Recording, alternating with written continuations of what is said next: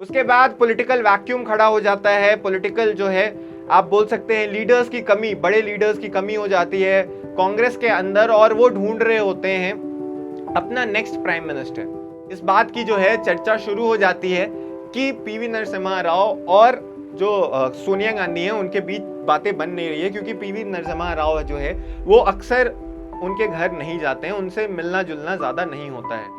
उसके बाद अगला जो बड़ा इंसिडेंट होता है इसी दौरान वो होता है जब बाबरी मस्जिद को जाकर डिमोलिश किया जाता है। 6 दिसंबर 1992 की ये बात होती है। उनका जो शरीर है वो कांग्रेस ऑफिस के बाहर ही वेट करता रहता है। लोग वहां पे प्रतीक्षा करते रहते हैं कि गेट कभी तो खुलेगा, लेकिन इंस्ट्रक्शंस के बाद गेट को नहीं खोला जाता है। सोनिया गांधी खुद भी जो है वो मिलने नहीं जाती हैं उनके पार्थिव शरीर से। दोस्तों, आज फ्राइडे का दिन है और आज से हम आपके लिए द न्यूज अरीना में एक स्पेशल एपिसोड लेकर आएंगे। हर एक फ्राइडे को एक स्पेशल सेगमेंट हम बना रहे हैं जिसमें आपको एक एपिसोड देखने को मिलेगा जहां पे हम पॉलिटिकल हिस्ट्री की बात कर रहे होंगे। इस शो का नाम होगा political history with TNA the news arena, जिसका फुल फॉर्म है। और आपको इस शो में बड़ा मजा आने वाला है भाई, क्योंकि हम इस शो में बात करेंगे इंडिपेंडेंट इंडिया में जितने भी जो है एपिसोड्स हो रखे हैं, जितनी भी बड़ी पॉलिटिकल कहानियां हैं उसके बारे में हम बात करेंगे। पंडित जवाहरलाल नेहरू के बारे में हम बात करेंगे, श्रीमती इंदिरा गांधी के बारे में हम बात करेंगे, श्री नरेंद्र मोदी के बारे में, अटल बिहारी वाजपेयी के बारे में और तमाम जितने भी प्राइम मिनिस्टर्स और बड़े नेता जो रह चुके हैं इंडिपेंडेंट इंडिया में उनके बारे में। आज का जो पहला एपिसोड है वो डेडिकेटेड है सोनिया गांधी और पीवी नरसिम्हा राव को। उनके बीच में जो कॉन्फ्लिक्ट थी ये मीडिया में इतनी ज़्यादा आई नहीं, इसके बारे में इतने सारे डिस्कशंस हुए नहीं, इसीलिए हमने कोशिश की है कि आज उस टॉपिक को जो है छेड़ा जाए, उसके बीच उसके अंदर घुसा जाए और उसमें जानने की कोशिश की जाए कि मामला क्या है और जो पूरी की पूरी स्टोरी है वो किस चीज़ पे बेस्ड है। तो उसको जानने के लिए दोस्तों वीडियो के अंत तक ज़रूर बने रहिएगा।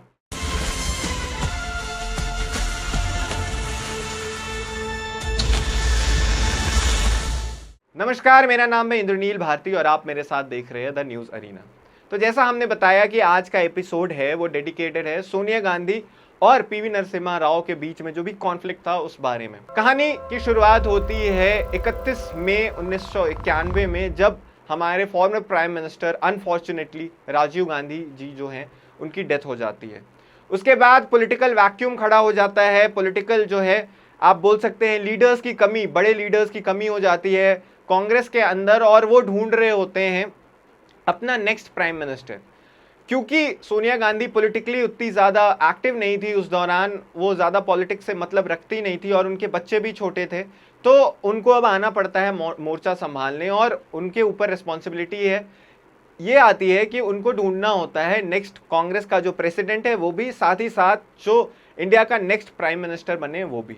तो ऐसे में बहुत सारे नाम हैं जो अपने कैंडिडेचर जो अपना है वो आगे रखते हैं या जो कोशिश करते हैं कि वो नेक्स्ट प्राइम मिनिस्टर बने, लेकिन जो सोनिया गांधी हैं वो सबसे पहले अपने पॉलिटिकल स्ट्रैटेजिस्ट पीएन हक्सर के ऊपर जो है वो रिलाई करती हैं और उनको चुनती है एज अ काइंड ऑफ बोल सकते हैं एडवाइज़र, जो उनको एडवाइस करे नेक्स्ट कांग्रेस प्रेसिडेंट कौन बनेगा और नेक्स्ट देश का प्राइम मिनिस्टर कौन बनेगा इस चीज़ को चुनने में। अब ऐसे में आपको मैं क्रोनोलॉजी समझाता हूँ कि एग्जैक्टली उसके बाद क्या क्या घटता है।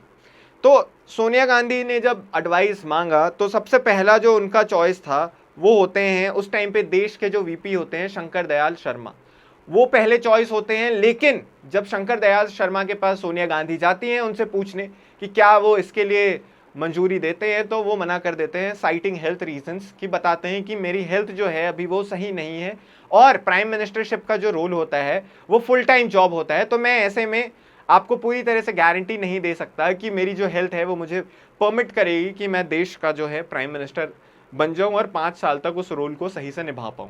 ऐसे में दूसरा नाम जो सामने आता है, बहुत सारे कैंडिडेट्स होते हैं लेकिन दूसरा नाम जो सबसे ऊपर होता है वो पीवी नरसिम्हा राव का होता है, जिनको इवेंचुअली चुना जाता है बोथ एज प्राइम मिनिस्टर और एज जो है पार्टी का प्रेसिडेंट। तो ऐसे रोल्स, दोनों रोल्स देना ये बहुत ज़्यादा रेयर चीज़ है, साथ में दोनों रोल्स नहीं मिलते हैं, लेकिन उस टाइम पे दोनों रोल्स दिए जाते हैं पीवी नरसिम्हा राव को। अब कॉन्फ्लिक्ट की जो बात आती है वो यहाँ से शुरू होती है। जो हम जैसा जानते हैं कि उस टाइम पे जो भी कांग्रेस के बड़े नेता थे वो अक्सर सोनिया गांधी के पास जो है मिलने जाया करते थे, या फिर जब राजीव गांधी हुआ करते थे तो उनके पास काइंड ऑफ मिलने जाया करते थे, उससे काइंड ऑफ एक तरह से दिखता था पॉलिटिकली उनकी तरफ जो है वो ज़्यादा लॉयल हैं। ये चीज़ शायद पीवी नरसिम्हा राव को ज़्यादा पसंद नहीं आती, और अक्सर उस टाइम पे पॉलिटिकल गलियारों में इस बात की जो है चर्चा शुरू हो जाती है कि पीवी नरसिम्हा राव और जो सोनिया गांधी हैं उनके बीच बातें बन नहीं रही है, क्योंकि पीवी नरसिम्हा राव जो है वो अक्सर उनके घर नहीं जाते हैं, उनसे मिलना जुलना ज़्यादा नहीं होता है। फैक्शंस बनने शुरू हो जाते हैं, एक तरफ टीम जो है नरसिम्हा राव का बनना शुरू हो जाता है, दूसरी तरफ सोनिया गांधी का जो है वो टीम खड़ी होनी शुरू हो जाती है। उसके बाद 1991 में ही देश में आप बोल सकते हैं सबसे बड़ी जो हमारी इकोनॉमिक रिफॉर्म हुई है वो होती है एलपीजी के नाम से, जो आज बहुत फेमस है, जहां पे लिबरलाइजेशन, प्राइवेटाइजेशन और ग्लोबलाइजेशन इंडियन करेंसी को और इंडियन मार्केट को पूरी तरह से दुनिया के लिए खोल दिया जाता है, क्योंकि हमारे फॉरेन रिजर्व्स हैं वो ऐसे क्राइसिस में आ गए थे कि हमारे पास मात्र 2 हफ्ते का टाइम था कि हम उसको ठीक करें, और ऐसे में इकोनॉमी को खोला जाता है। फाइनेंस मिनिस्टर उस टाइम पे मनमोहन सिंह जी होते हैं, और हमारे इकोनॉमिक रिफॉर्म्स शुरू होते हैं जिसमें बहुत सारी बाहर की कंपनीज, मैकडॉनल्ड्स, कोक, ये सारी चीज़ें जो है, ये सारी कंपनीज जो है वो इंडिया के अंदर आती हैं। उसके बाद अगला जो बड़ा इंसिडेंट होता है इसी दौरान वो होता है जब बाबरी मस्जिद को जाकर डिमोलिश किया जाता है। 6 दिसंबर 1992 की ये बात होती है। उस दौरान प्राइम मिनिस्टर नरसिम्हा राव के ऊपर बहुत सारे सवाल खड़े होते हैं। लोग उनको आरएसएस और वीएचपी का एजेंट बताते हैं, उनको विश्व हिंदू परिषद का मेंबर भी बता देते हैं। कांग्रेस के खुद के लोग जो हैं उनके ऊपर सवाल उठाने शुरू कर देते हैं, क्योंकि उस दिन आप देखिए उस इंसिडेंट के बाद जो है पूरे देश भर में, मुंबई की बात कर ले, कोलकाता की बात कर ले, अहमदाबाद की बात कर ले, राइट्स पूरे देश में जो है छिड़ जाते हैं। ऐसे में जब सवाल उठता है कि लॉ एंड ऑर्डर और कानून देख कौन रहा है, पीवी नरसिम्हा राव जो प्राइम मिनिस्टर है देश के वो क्या कर रहे हैं, इसी मामले में जो फैक्शंस ऑलरेडी बनते हुए दिखाई दे रहे थे वो काइंड ऑफ पूरी तरह से एविडेंट हो जाते हैं देश के सामने, और एक खेमा बन जाता है जो लॉयलिस्ट होता है सोनिया गांधी का और उनके साथ पूरी तरह से आप बोले एफिलिएटेड होता है। दूसरा खेमा बन जाता है पीवी नरसिम्हा राव का, जो इतना ज़्यादा मजबूत नहीं होता, जिसमें इतने ज़्यादा जो है नेता शामिल नहीं होते हैं।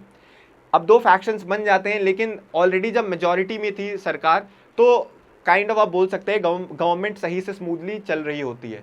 1995 में सोनिया गांधी पहली बार जो है पीवी नरसिम्हा राव के खिलाफ आती हैं, जहां पे वो स्टेटमेंट देती हैं कि राजीव गांधी हत्याकांड का जो केस चल रहा था उसमें जो गवर्नमेंट की तरफ से कार्रवाई की गई है या गवर्नमेंट ने जो इन्वेस्टिगेशन करा है वो और भी अच्छे से किया जा सकता था। उन्होंने सीधा सीधा जो है पीवी नरसिम्हा राव के ऊपर ही सवाल उठा दिया और उनकी सरकार के ऊपर कि जो इन्वेस्टिगेशन चला है वो और बेटर तरीके से किया जा सकता था। तो ये पॉलिटिकली आप बोल सकते हैं पहली बार पब्लिक में सोनिया गांधी उनके सामने बाहर आई थी। 1996 में फिर से इलेक्शंस होते हैं लोकसभा के, और इसमें कांग्रेस को हार मिल जाती है। कांग्रेस ये इलेक्शंस हार जाती है और PV Narasimha Rao as prime minister तो जाते ही हैं, उन्होंने एज कांग्रेस प्रेसिडेंट भी जो है अपना पद छोड़ दिया। उसके बाद ग्रेजुअली जो है धीरे धीरे सोनिया गांधी का जो फैक्शन है वो मजबूती और ज़्यादा पकड़ लेता है। सोनिया गांधी डायरेक्टली अब जो है पॉलिटिक्स में आना शुरू करती हैं। पॉलिटिक्स में अब उनकी जो ओपिनियंस हैं कांग्रेस के अंदर वो ज़्यादा बढ़ जाती हैं, और अब धीरे धीरे जब 1998 में 14 मार्च की मैं बात कर रहा हूँ, उस दिन उनको प्रेसिडेंट बना दिया जाता है कांग्रेस पार्टी का। उसके बाद जो उनके पहले सीताराम केसरी थे वो प्रेसिडेंट थे कांग्रेस के, और उनको हटाकर कांग्रेस की जो प्रेसिडेंट हैं वो सोनिया गांधी बनती हैं। उसी दौरान जो है 27 अप्रैल 1998 को उनकी वर्किंग कमेटी बनती है कांग्रेस की CWC के नाम से, जहां से प्राइम मिनिस्टर को ही हटा दिया जाता है। प्राइम मिनिस्टर फॉर्मर जो थे पीवी नरसिम्हा राव को, आप सोचे कि कांग्रेस की वर्किंग कमेटी बन रही है उसमें से फॉर्मर प्राइम मिनिस्टर ही हट रहा है जो 2 साल पहले तक देश का प्राइम मिनिस्टर था। साथ ही साथ उस 1998 के इलेक्शंस में पीवी नरसिम्हा राव को लोकसभा के लिए टिकट भी नहीं दी जाती। तो यहाँ पे अब पूरा का पूरा प्रोसेस शुरू हो जाता है पीवी नरसिम्हा राव को साइडलाइन करने का। उसके बाद जो भी एनुअल कांग्रेस की मीटिंग्स होती हैं उसमें नरसिम्हा राव के पोस्टर्स, फोटोज नहीं लगाए जाते, बाकी हर एक प्राइम मिनिस्टर का फोटो लगाया जाता है, बाकी हर एक उनके जो बड़े नेता हैं उनकी फोटोज लगाई जाती हैं, लेकिन वहां पे पीवी नरसिम्हा राव का कोई जिक्र नहीं होता। कोई भी उनकी तस्वीर नहीं लगाई जाती है। और ये साइंस थे, सिंस सोनिया गांधी ने टेक ओवर कर लिया था, ये साइंस सारे थे कि पीवी नरसिम्हा राव को पूरी तरह से साइडलाइन कर दिया गया है।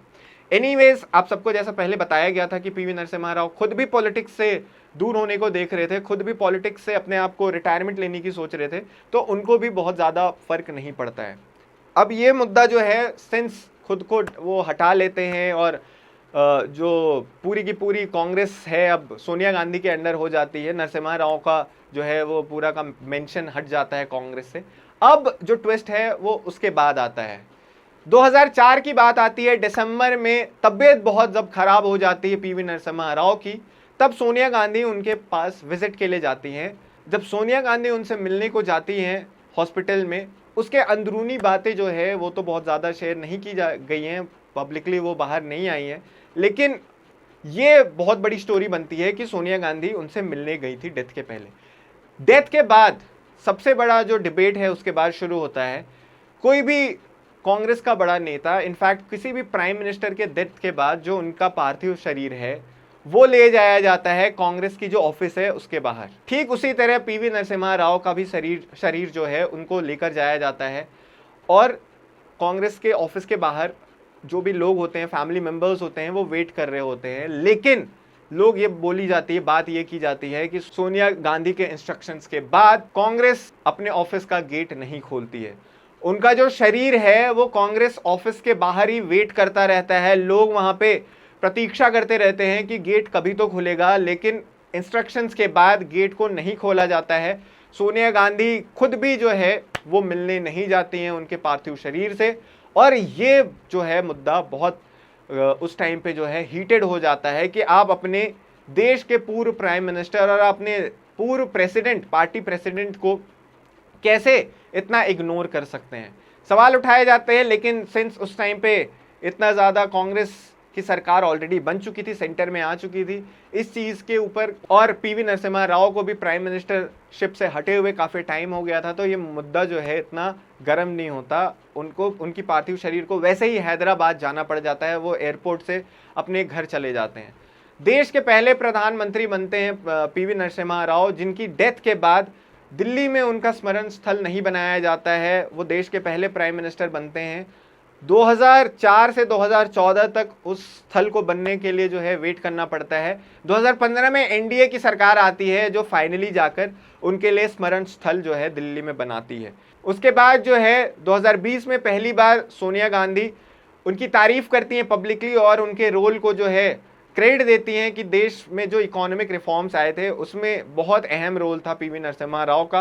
2024 में फाइनली जाकर उनको भारत रत्न से जो है सम्मानित किया जाता है, जो कि फिर से एनडीए सरकार में किया जाता है। कांग्रेस जो यूपीए की सरकार 10 साल चली थी उसमें उनको इस अवार्ड से पुरस्कृत नहीं किया जाता। अब ऐसे में टेंशन्स की बात जो है वो हमेशा से होती रहेंगी, क्योंकि ऐसी दो फैक्शंस बन गई थी, क्योंकि पीवी नरसिम्हा राव जो है वो बहुत ज़्यादा लॉयलिस्ट थे नहीं, और सोनिया गांधी जो हैं वो इस स्टाइल को बहुत ज़्यादा पसंद नहीं करती थी। उन्होंने अपना स्टाइल बना लिया था।